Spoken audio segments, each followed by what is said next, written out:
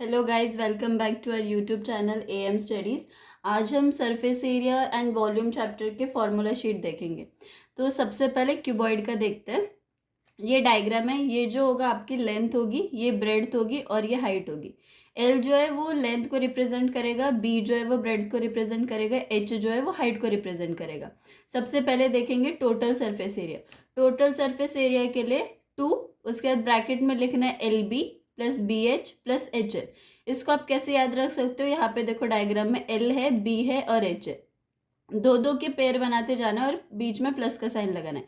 L B, B H और H L, ठीक है। उसके बाद lateral surface area. Lateral surface area के लिए भी आपको 2 लिखना है सबसे पहले, फिर ब्रैकेट में सिर्फ यहाँ पर लेंथ और ब्रेड्थ को ऐड करना है सबसे पहले और फिर उसको मल्टीप्लाई करना है हाइट के साथ। तो 2 length plus breadth into height. और वॉल्यूम के लिए आप तीनों को मल्टीप्लाई करोगे, length into breadth into height.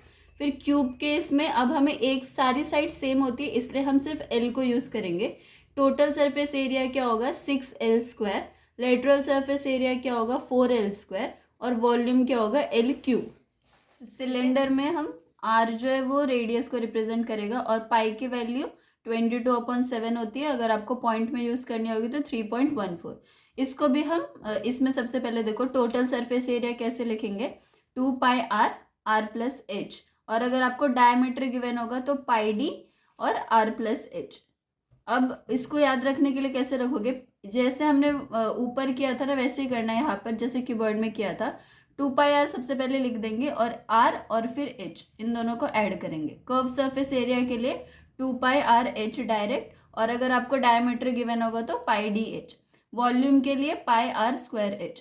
अब ये तीनों भी जो है, इन तीनों के अंदर आपको पहले टोटल सरफेस एरिया और वॉल्यूम जो है वो तो कॉमन है, और क्यूबॉइड और क्यूब के अंदर लेटरल सरफेस एरिया है और सिलेंडर के अंदर कर्व सरफेस एरिया।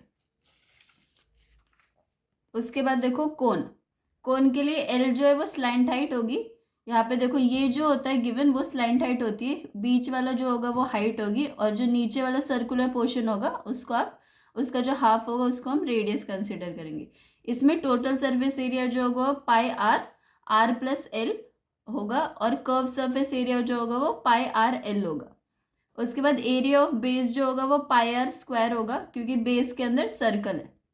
वॉल्यूम जो होगा 1/3 πr²h, ठीक है। उसके बाद स्लैंट हाइट का फॉर्मूला क्या होगा? √r² plus h²।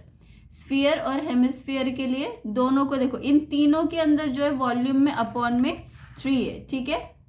स्फीयर में देखो सरफेस एरिया क्या होगा? 4πr² और वॉल्यूम क्या होगा? 4/3 πr³। हेमिस्फीयर जो है वो स्फीयर का हाफ होगा, तो यहाँ पे देखो टोटल सरफेस एरिया क्या होगा? 3πr², और कर्व सरफेस एरिया क्या होगा? 2πr²। यहाँ पे 4πr² था, यहाँ पे 2πr² आएगा।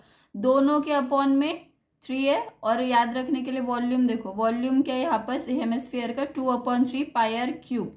दोनों का स्फीयर और हेमिस्फीयर का वॉल्यूम याद रखने के लिए कैसे करोगे? हेमिस्फीयर का वॉल्यूम क्या है? 2/3 πr³, और इसका डबल है ना, हेमिस्फीयर हाफ है स्फीयर का, तो यहाँ पे 2 का डबल होगा 4, तो 4/3 πr³ जो है वो स्फीयर का वॉल्यूम होगा।